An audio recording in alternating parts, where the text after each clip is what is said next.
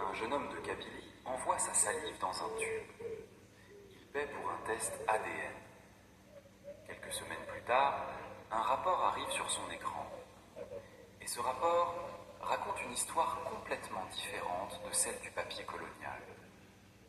Ce rapport parle d'une lignée génétique qui remonte à plus de 1000 ans avant l'arrivée de l'islam au Maghreb. Il parle de marqueurs génétiques présents chez les habitants de cette terre depuis l'époque où les Romains construisaient encore leur route en Afrique du Nord. Il parle d'une continuité, pas d'une rupture. Ce jeune homme kabyle regarde son écran et il comprend quelque chose de terrible.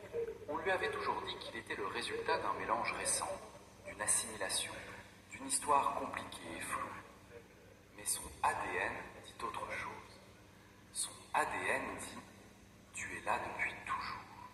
Ta lignée n'a jamais disparu. » Alors la vraie question surgit, brutale, inévitable. On nous a toujours posé la mauvaise question. On nous a demandé où sont passés les Berbères, comment ont-ils disparu dans le monde arabe, comme si c'était un fait acquis, comme si c'était une évidence historique qu'il fallait juste expliquer.